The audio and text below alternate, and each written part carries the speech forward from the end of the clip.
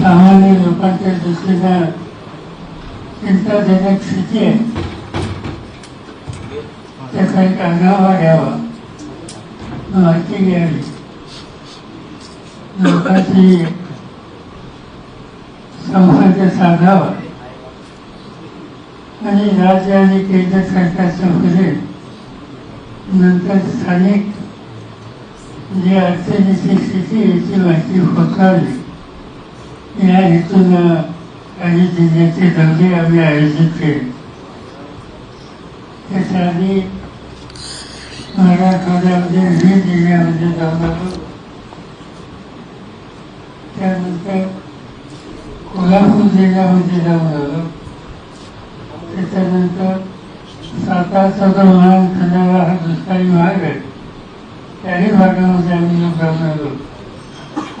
आणि आज विशेषतः जळगावला जाऊन खानदेशातली जी स्थिती आहे त्या संबंधीचा आढावा घ्यायचा प्रयत्न करणार आहोत.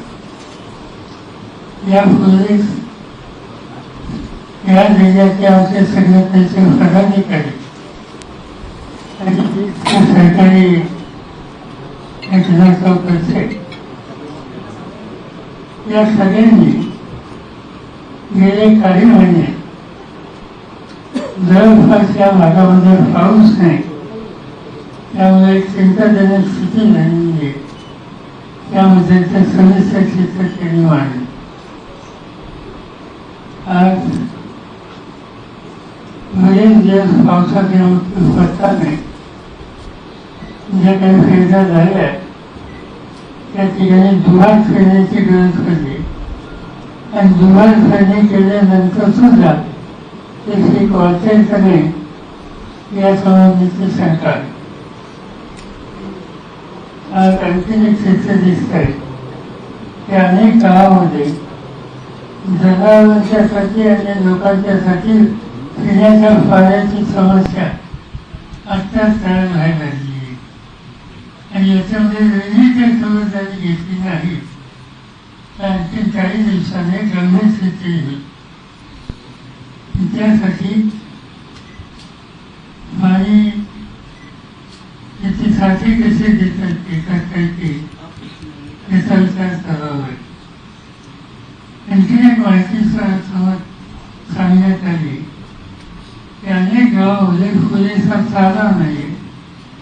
कदाचित आजची चाऱ्याची गरज लागेल पण आणखी काही दिवसांनी चारा हा जनावरांच्या दृष्टीने अत्यंत महत्त्वाचा प्रश्न होतो आणि यासाठी राज्य सरकारने चारा डेपो करणं आणि आवश्यकता असेल त्या ठिकाणी प्रत्येक विभागानं जनावरांचे कॅम्प करण्याची तयारी करून ठेवणं याबद्दलची सुद्धा एक सूचना या ठिकाणी आलेली आहे. आणि सगळं शिक्षण एक प्रकारचं चिंताजनक शिक्षण आहे. त्याच्यातून उपाययोजना करण्यासाठी राज्य सरकारने तातडीने प्रयत्न केले पाहिजे. ही भूमिका आम्ही जाऊन त्यांचा पुढे मांडणार आहोत. या संदर्भात तुम्हाला काही प्रश्न विचारायचे असतील ते तुम्ही विचारू शकता. साहेब, सध्या लोड शेडिंगचा एक मोठा प्रश्न आहे. एकीकडे दुष्काळ आहे आणि दुसरीकडे अत्यंत महत्वाचा प्रश्न तुम्ही हा मांडला.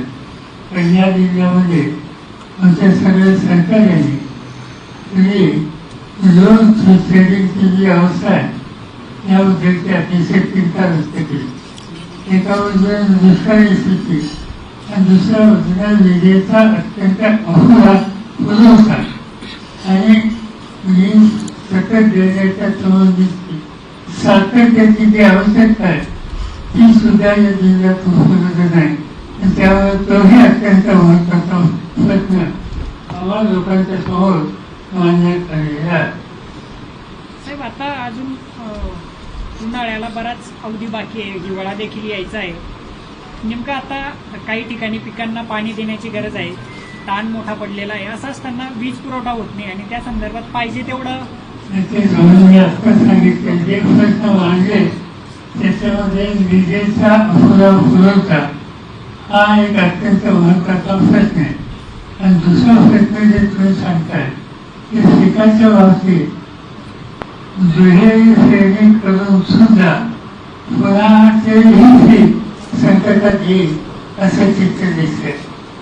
खरं म्हणजे हा जिल्हा दोन पिकाच्यासाठी अत्यंत महत्वाचा आहे. एक केळीच्या आणि त्या केळीवर या पद्धतीच्या रोगाचं चित्र आज 3 ठिकाणी दिसते. त्यामुळे केळीचे पीक अडचणीचे आणि त्याहीपेक्षा कापूस हे जे अत्यंत महत्वाचं पीक आहे. आज शेतकऱ्यांच्या घरामध्ये कापूस आहे, त्याचे साठे आहे, त्यांना हवं तशा प्रकारचं मार्केट हे मिळण्याच्या संबंधीची स्थिती आहे. म्हणजे पिकवलं त्याला किंमत नाही, त्याला साठा ठेवावा लागतो. जे पिकवलं अत्यंत महत्वाचं केळीसारखं पीक ते अत्यंत आले आणि ओलान शेती ही थोडी संकटात आलेली आहे. अशी चिंताजनक स्थिती आज जळगाव जिल्ह्यामध्ये दिसते. त्यांची नोंद ही राज्य आणि केंद्र सरकारने अग्रणी घेण्याची आवश्यकता आहे. हे जे आमच्या सरकारांचं म्हणणं आहे ते पुरेपूर योग्य आहे आणि त्याचा आग्रह आम्ही सरकारकडे धरू. सरकारने 1 रुपयामध्ये विमा काढलेला होता शेतकऱ्यांचा. पहिली पेरणी त्यांची वाया गेलेली आहे. अशा परिस्थितीमध्ये शेतकऱ्यांना मदत मिळावी ही मागणी आहे. परंतु शासकीय यंत्रणांना आता त्या विमा कंपन्यांना नोटीस काढण्याची वेळ आली आहे. खरं तर आताच त्या विमा कंपन्यांकडून मदतीची अपेक्षा आहे. माहिती हा प्रश्न एक विभागाच्या विभागाचा इतकाच असं नाही. राज्यात अनेक जिल्ह्यामध्ये आहे. हा निर्णय सरकारने केला. लोकांना एक प्रकारची आशा होती, पण या कंपन्या ज्या संबंधित आहेत त्या या सगळ्या गोष्टीकडे गांभीर्याने बघत नाही. ती एक सरसकट तक्रार मराठवाड्यात इथे अन्य जिल्ह्यामध्ये सुद्धा आहे. आणि त्याच्यासाठी सरकारने सक्तीची काही उपाययोजना करायची गरज आहे. सरकारचं असं यावं सगळं म्हणणं आहे की सप्टेंबर अखेरीपर्यंत आम्ही दुष्काळ जाहीर करू शकत नाही. राज्यात सध्या दुष्काळाची परिस्थिती असताना असं आहे, आजची जी स्थिती आहे ती थोडी चिंताजनक आहे. सप्टेंबर ठीक आहे, सप्टेंबर आता आला काय फार नाव विचार केलं नाही. त्याची तयारीच आता मसून करायला लागेल, त्याची नोंदी सगळ्या घ्यायला लागतील, त्यासाठी लागणाऱ्या रकमेची तरतूद करावी लागेल आणि त्याला विलंब लावून चालणार नाही. सरकार गंभीर नाही असं म्हणत आहे आणि कृत्रिम पाऊस पडावा असं काही जण अशी मागणी केली जाते. नेमकी याबद्दल आपलं मत काय? माहित आहे, माझा आतापर्यंत अनुभव त्याच्यात काय फारसं येत आहे. सरकार आपल्या दारी असं कार्यक्रम ठिकठिकाणी घेत आहेत, पण या ठिकाणी ते आलेले नाहीयेत. शेतकऱ्यांशी थेट सरकारनं संवाद साधणं गरजेचं आहे सध्याची परिस्थिती पाहता. आणि असं आहे की दादी या समाजाची प्रसिद्धी ही खूप झाली आणि तो कार्यक्रम उच्च सरकारने घेतला. मला त्या संबंधीची तक्रार नाही, पण खरे प्रश्न जे लोकांचे आहेत, विशेषतः शेतकऱ्यांचे, ते बाजूला ठेवून आज अन्य कार्यक्रमाला प्रोत्साहन दिलं जातं हे काही योग्य नाही. पवारसाहेब, या दुष्काळी परिस्थितीवरती सरकारला काय सल्ला देणार, काय मार्ग आहे या दुष्काळी परिस्थितीचा पाय? साधी गोष्ट पहिल्यांदा 2-3 गोष्टी आहेत. एक जनावरांचा त्याचा चारा साधा देहो, आवश्यकता असली तर त्याच्या जो त्यासाठी पिण्याच्या पाण्याची व्यवस्था, 3 अन्य ठिकाणी जे पिकं अजूनही वाचवायची शक्यता असेल तर ती वाचवण्याच्यासाठी उपाययोजना. त्या ठिकाणी ही उपाययोजना पूर्ण उपयोग होत नाही त्या ठिकाणी शेतकऱ्यांना पर्याय उत्पन्नाचं साधन किंवा अर्थसहाय्य हे करण्याच्या दृष्टीने विचार आणि सर्व प्रकारच्या सरकारी वसुल्या आहेत त्या वसुल्या तरतूद करेल. पाठीमागच्या काळामध्ये अतिवृष्टी झाली होती, मोठ्या प्रमाणात शेतकऱ्यांचं नुकसान झालं होतं. विशेषतः नाशिक जिल्ह्यामध्ये द्राक्ष आणि कांद्याचं मोठं नुकसान झालं. अद्यापही मदत मिळालेली नाहीये. दुसरी बाब, त्याच भागामध्ये जे कांद्याचं नुकसान झालं होतं त्याला सानुग्रह अनुदान देण्याची घोषणा झाली. वर्ष उलटून गेलं, मदत मिळत नाहीये. शेतकरी आता देखील चिंतेत आहे. हा जो प्रश्न आहे ना, हा विशेष धुळे, नाशिक आणि आजूबाजूच्या काही भागाचा अधिक गंभीर तो कांदे असतात. आणि कांद्याच्या प्रश्नाच्या संबंधी केंद्र सरकारच्या वतीने काही गोष्टी चुकीच्या आखल्या गेल्या. उदाहरणार्थ 40% एक्साईज ही दुसरी त्याच्यावर लावली गेली. तर खरं म्हणजे तर आंतरराष्ट्रीय बाजारपेठेमध्ये दोन पैसे देण्याची संधी असताना त्याच्यावर तुम्ही 40% दुसरी लावली की तो मालच बाहेर द्यायचा बंद झाला आणि त्याची किंमत कांदा उत्पादकांना द्यावी लागली. कांदा उत्पादक हा जिल्हा शेतकरी आणि या जिल्हा शेतकऱ्याला कधी काही 2 पैसे मिळतात ती मिळायची संधी सुद्धा सरकारी या धोरणामुळे घालवली. आणि तुम्हाला सगळ्यांना माहिती आहे की मध्यंतरी त्यासाठी आंदोलन राहिली आणि त्यातनं काही ना काहीतरी थोड्या प्रमाणात मार्ग निघाला, पण हवं तसं समाधान त्याच्यामध्ये नाही. साहेब, मराठा आंदोलनावर लाठीचार्ज झाल्यानंतर सरकारनं माफी मागितली आहे. पवार साहेब, देशामध्ये आता विरोधकांनी इंडिया असं नाव दिल्यानंतर आता केंद्र सरकार इंडिया नाव घटनेमधून हटवण्याची तयारी करत आहे. विशेष अधिवेशनामध्ये हे नाव जे आहे ते काढण्याचा प्रयत्न करत आहे. तुमच्या शेतीचा प्रश्न सांगते का? हो हो. टीव्हीवर चालू आहे. हा? टीव्हीवर चालू आहे. शेती हा. शेतीचा विषय संपलाय. आता इतर राजकीय विषयांवरती चर्चा. इंडिया जे नाव आहे, इंडिया लाईनची जी बैठक झाली त्यातून आता इंडिया नाव जे आहे ते काढण्यात यावं यासाठी विशेष अधिवेशन घेतलं जाईल. एक त्यासाठी प्रयत्न घटनेतून हटवण्याची मागणी केली जाणार आहे भाजपकडून आणि केंद्राकडून. आमच्याकडे तशी माहिती नाहीये. इनफॅक्ट उद्या सकाळी उद्या दुपारी खरगेंनी इंडिया या संस्थेच्या मध्ये सहभागी झालेली राजकीय पक्ष आहेत त्याच्या प्रमुखांची उद्या बैठक बोलवलेली आहे आणि त्या बैठकीत त्या गोष्टीचा विचार होईल. पण हे नाव हटवायचा कोणाला अधिकार नाही, कुणी नाव हटवू शकणार नाही. देशाशी निगडीत असलेल्या नावाच्या बद्दलची अस्वस्थता सत्ताधारी पक्षाच्या लोकांना का होते हे मला समजत आहे. आता निमंत्रण देण्यात आलेलं आहे. प्रेसिडेंट ऑफ इंडियाच्या वतीनं प्रेसिडेंट ऑफ भारत असं म्हणत G20च्या सदस्यांना निमंत्रण देण्यात आलेलं आहे. याची सुरुवात देखील होती राष्ट्रपतींच्या माध्यमातून. राष्ट्रपतींनी G20ची निमंत्रणं दिली, त्यात प्रेसिडेंट ऑफ भारत म्हटले, शब्द बदलले. ठीक आहे, भारत कमी इंडियाचा त्यासाठी काही वाद आम्हाला घालायचं. साहेब, अजितदादांनी जे आहे ते तुम्हाला आव्हान दिलेलं आहे की आमच्यावरचे आरोप सिद्ध करा. एकतर मी राजकारणातून मुक्त होतो किंवा ज्यांनी आरोप केले ते राजकारणातून मुक्त व्हा. आम्हा कोणाला ते सांगितले नाही. प्रश्न असा आहे, देशाच्या प्रधानमंत्र्यांनी भोपाळला भाषण करत असताना राष्ट्रवादी काँग्रेस पक्षावर आरोप केले. आमचा आग्रह आहे की जो त्यांनी आरोप केला त्या संबंधीची चौकशी त्यांनी करावी आणि वस्तुस्थिती सांगावी.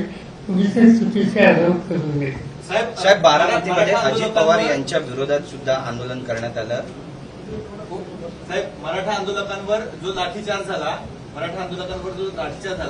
असं म्हटलं जात होतं विरोधकांकडनं की सरकारच्या आदेशामुळे लाठीचार्ज झाला. तर त्यावर अजित पवारांचं असं म्हणणं आहे की आम्ही तिघं म्हणजे 2 उपमुख्यमंत्री आणि एका मुख्यमंत्र्यांपैकी जर कोणी आदेश दिले हे जर कोणी सिद्ध केलं तर आम्ही आमच्या पदाचा त्याग करू, जर नाही केलं तर समोरच्याने करावं असं. मला एवढं माहिती आहे की तिथे लाठी हल्ला झाला. कुणी केला तर त्याच्यामध्ये तुम्ही जे प्रसिद्ध केली चित्र त्याच्यामध्ये पोलीस दलाचे लोक हे लाठी हल्ला करतात हे दिसते. आता त्याच्या खोलात जाणं एक सरकारचं काम आहे. कुणी सूचना दिल्या, काय दिल्या, का दिल्या, गरज नव्हती, या सगळ्या गोष्टीचं प्रतिकरण हे सरकारने द्यावं. अथॉरिटी त्यांच्या हातात आहे, आम्हाला लोकांच्या हातात नाही. मनोज जरांगे यांना अशी मागणी केली आहे. मनोज जरांगे जे आंदोलक चालले होते त्यांना अशी मागणी केली की ओबीसी मधलंच मराठा समाजाला आरक्षण दिलं गेलं पाहिजे. विजय वडेट्टीवार देखील म्हणतात की हे होऊ शकतं, सरकारनं तसे प्रयत्न करावा. प्रश्न असा आहे की ओबीसीला जो आता कोटा आहे त्या कोट्यातून आणखीन काहीतरी वाटेकरी करणं ते ओबीसीतल्या गरीब लोकांचं सुद्धा एक प्रकारे अन्याय होईल असं काही लोकांचं म्हणणं आहे. ते एकदम दुर्लक्ष करण्यासारखं नाही. त्याला पर्याय हा आहे की आज जो 50%ची अट आहे त्या 50%मध्ये आणखी 15-16% ॲडिशनल करण्याच्या संबंधीची दुरुस्ती पार्लमेंटमध्ये केंद्र सरकारने करून घेतली तर हे प्रश्न सुटू शकतात. पण सर म्हणजे महाराष्ट्र याच्यामध्ये ओबीसी आणि इतर लोक यांच्यात मतभेद नको, त्यांच्यात वाद करण्याचा प्रयत्न तुम्ही करत असेल तर आमचं त्याला यशस्वी पाठिंबा नाही. ओबीसी समाज सुद्धा आक्रमक माफी मागितली. ओबीसी समाज पण रस्त्यावर उतरण्याची भाषा करतो. ते बोलले त्याच्यावर बोलले नाही. सांगितलं ना. फडणवीसांनी काल माफी मागितली, जो लाठीचार्ज झाला तर सरकारच्या वतीने त्यांनी क्षमा मागितली आंदोलन करते. ठीक आहे ना सर, मागितले बाकी म्हणजे कुणी केलं काय केलं यातल्या काहीतरी भाग स्पष्ट व्हायला लागला. आता त्यालाच अनुसरून आंदोलकांचं म्हणणं आहे की त्यांनी नुसती माफी नाही मागायची तर राजीनामा देणं गरजेचं आहे. त्यांनी कबूल केलंय की त्यांनी हे सगळं घडून आणलं होतं, त्यामुळे त्यांनी राजीनामा द्यावा असं आंदोलक म्हणतात तिथे बसलेले. ठीक आहे ना सर, त्याचं उत्तर सरकारने द्यायचं. आज एक शिष्टमंडळ जरंगे यांना पुन्हा जाऊन भेटणार आहे. 30 दिवसामध्ये आरक्षण देण्याचा प्रयत्न करू, त्यांची मनधरणी करण्याचा सुद्धा प्रयत्न सुरू, आणि 30 दिवसांची वेळ सरकारकडून मागितली जाते. 15 दिवसांमध्ये कुणबी समाजाचं जे सर्वेक्षण आहे ते पूर्ण करू असं म्हणताय, आणि केंद्रातील सॉलिसिटर जनरल यांच्याशी सुद्धा चर्चा करणार आहे. ठीक आहे, तो बघूया आता. देवेंद्र फडणवीसांना माफी तर मागितली, मात्र त्यांना गोवारी लाठीचार्ज आणि मावळच्या गोळीबाराचा उल्लेख केला. त्यावेळेस तुम्ही राजीनामे का दिले नाही असा सवाल होता. गोवारीचा इन्सिडेंट झाला कधी? किती वर्ष झाली? 28 वर्षाचा. एक, गोवारीच्या संदर्भात लाठी हल्ला नव्हता, शेंगी झाली होती. 2, आणि त्यावेळेला तो विषय ज्या मंत्र्यांच्याकडे होता ते मंत्री त्यांचं नाव मोजकच विचार त्यांचा आवडतो राजीनामा दिला. 2दा आमच्यासमोर अशा गोष्टी घडल्या. आम्ही लोक सत्तेत असताना एक गोवारीच्या काळात तर त्या प्रसंगी संबंधित मंत्र्यांनी राजीनामा दिला. दुसरा प्रसंग होता मुंबईमध्ये, आणि संबंधित मंत्री आर पाटील होते, त्यांनी राजीनामा दिला. आज जे आग्रह आहे ते लोकांचा, आणि विशेषतः ते प्रत्यक्ष भरणारा उपोषणात बसले त्या लोकांचा की त्यांनी मंत्र्यांनी राजीनामा द्यावा. पूर्वीची 2 उदाहरणं ती बघितली तर त्यातनं तुम्ही काही प्रेरणा घेतली तर त्याचा विचार करावा. सर, महाराष्ट्रातील एका मोठ्या राजकीय नेत्याने मराठा आंदोलकांना चिथावून देण्याचं काम केलं, आणि त्यासाठी आता चौकशीची मागणी मुख्यमंत्र्यांकडे करणार आहे असं म्हणतायत शिंदे गटाचे नेते. ठीक आहे, चौकशी करावी. साहेब, प्रफुल्ल पटेलांनी असं म्हटलंय की त्यांना चिन्ह आणि पक्षी त्यांना मिळणार अमरावती सभेत असं दिसतंय. म्हणजे त्याच्यामध्ये इलेक्शन आयोग या संबंधीचा निर्णय घेणार आहे. आता इलेक्शन आयोगाची अथॉरिटी अन्य कुणाच्या हातात असेल तर मला माहिती आहे. सर, आरक्षणासाठी जे आहे ते केंद्र सरकारने वटहुकूम काढावा अशी मागणी उद्धव ठाकरेंनी जी केलेली आहे, जसा आर्थिक मागासांसाठी काढला तसा एक वटहुकूम केंद्र सरकारने या आरक्षणासाठी काढावा अशी मागणी जी आहे ती उद्धव ठाकरेंनी केली. ठीक आहे, बघूया सरकार. साहेब, वन नेशन वन इलेक्शनसाठी पुन्हा एकदा समिती गठीत करण्यात आलेली आहे माजी राष्ट्रपतींच्या अध्यक्षतेखाली. हे भारतासारख्या देशांमध्ये फिजिबल वाटते का आपल्याला? हे शक्य होईल का? माहिती आहे त्याचे परिणाम काय काय ते स्टडी करावं. पहिल्यांदा असं आहे की त्याचा अभ्यास करण्यासाठी जी कमिटी नेमली ती माजी राष्ट्रपतींच्या. मला स्वतःला गेल्या अनेक वर्षामध्ये माजी राष्ट्रपतींच्या अध्यक्षतेखाली सरकार कमिट्या नेमतं असं कधी पाहण्यात आलेलं नव्हतं, आणि त्यामुळे त्याच्यामध्ये नक्की त्याच्यात त्यांना काय करायचे कळत नाही. आणि त्यांना जर खरं गांभीर्य असेल या प्रश्नाचं तर विरोधी पक्ष नेत्यांना त्याच्यामध्ये सहभागी करायला हवं होतं. आज राज्यसभेमध्ये अधिकृत विरोधी पक्ष नेते ठरले आहेत, पण त्यांना बाजूला ठेवलं, आणि लोकसभेमध्ये पक्षाचे नेते आहेत, विरोधी पक्ष नेते नाहीत. असं असताना त्यांनाच त्या ठिकाणी घेतलं. त्यांनी संमती दिली नाही. याचा अर्थ एकच आहे, काहीतरी करून आज देशाच्या समोरचे प्रश्न आहे त्याच्यापासून लक्ष अन्य ठिकाणी विचलित करण्याचा हा प्रयत्न आहे. संसदेमध्ये महिलांना आरक्षण मिळेल या संदर्भातले संकेत जे उपराष्ट्रपती यांनी दिलेले आहेत. असं संसदेमध्ये महिलांना आरक्षण मिळेल या संदर्भातले संकेत उपराष्ट्रपतींनी दिले. ठीक आहे, त्यांना विचारावं लागेल. ते जर आरक्षण देत असतील तर माझ्या पक्षापुरतं आमचं धोरण आहे, आमचा त्याला पाठिंबा. साहेब, समान नागरिक कायद्याच्या संदर्भात चर्चा पुन्हा सुरू झालेली आहे. आगामी लोकसभा निवडणुकांच्या आधी समान नागरिक कायद्याचं विधेयक मंजूर होऊ शकतं अशी परिस्थिती आपल्याला काय वाटते? माहिती नाही, आता पहिल्यांदा 4 दिवसाचं अधिवेशन आहे, ते कशासाठी आहे ते आम्हाला माहिती. त्याची अधिकृत नोटीस मिळाली, त्याच्यात विषय कोणते स्पष्ट केलेले नाही. तुम्ही जर सांगता की हे होणार आहे ते होणार आहे, याचं वास्तव चित्र आमच्या पुढे येईल, त्यावेळेला आम्ही भाष्य करू. एवढं तातडीनं अधिवेशन त्या ठिकाणी बोलवण्यात आलेलं आहे. दिल्लीमधल्या सगळ्या अधिकाऱ्यांना देखील सूचना देण्यात आलेल्या आहे की पुढच्या काही दिवसांसाठी दिल्ली देखील सोडू नये, सुट्टीवर जाऊ नये, अशा प्रकारच्या सूचना मोठ्या प्रमाणात हालचाली दिल्लीमध्ये या सगळ्याच्या पार्श्वभूमीवर सुरू आहे. त्याचं कारण म्हणजे मुंबईमध्ये इंडिया या संदर्भात वेगळे अधिवेशन आयोजित केले आणि त्याला जो प्रचंड प्रतिसाद हा देशाच्या अनेक राज्यातून मिळाला. जवळपास 7 ते 8 राज्याचे मुख्यमंत्री त्याच्यामध्ये होते. याशिवाय जवळपास 18 राजकीय पक्षाचे राजकीय नेते अध्यक्ष ते त्याच्यामध्ये होते. या सगळ्या गोष्टीच्याकडे देशाने इंडियाने अतिशय गांभीर्याने बघितलं. याच्यामुळे अस्वस्थ झालेल्या राज्यकर्त्यांनी हे लक्ष अन्य ठिकाणी विचलित करण्यासाठी हे बाकीचे उद्योग सुरू केलेले, त्याशिवाय दुसरं काही नाही. आता सेशन बघायची आवश्यकता नाही. स्टॅलिन यांच्या मुलाचं वक्तव्य सध्या प्रचंड गाजत आहे. त्यांना असं म्हटलं, स्टॅलिन यांच्या मुलाचं वक्तव्य प्रचंड गाजत आहे. त्यांना म्हटलं सनातन धर्म हा सामाजिक न्यायाच्या समतेच्या विरोधात आहे, त्यामुळे हा धर्मच संपवला गेला पाहिजे. असं की त्यांना त्याचा मत द्यायचा अधिकार आहे. त्या राज्यामध्ये फ्रीलियन नावाचे एक मोठे विद्वान विचारवंत आणि त्यांनी सवन त्या राज्याला दक्षिणेचा एक दिशा दिली आणि त्याला लोकांचा अतिशय पाठिंबा. त्या संदर्भात तिथं कोणी काही बोललं असेल तर त्यांची भूमिका असेल ती काही लपवून ठेवली नाही. आणि गंमत अशी आहे, सनातन महाराष्ट्रामध्ये काही लोकांनी उद्योग केला सनातन धर्माच्या नावाने. तुम्हाला कदाचित माहीत असेल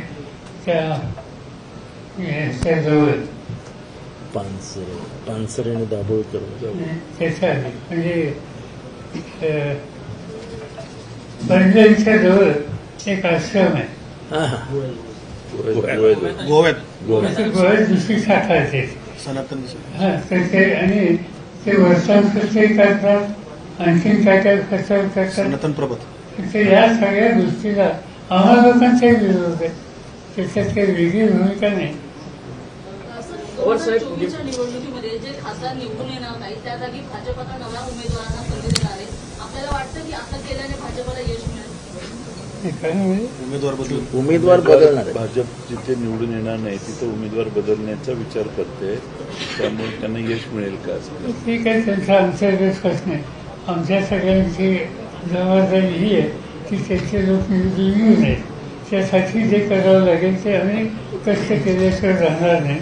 आणि माझी खात्री आहे की महाराष्ट्रातच नव्हे तर देशामध्ये परिवर्तनाचा उमोद आहे हा आपल्याला लोक दिसेल.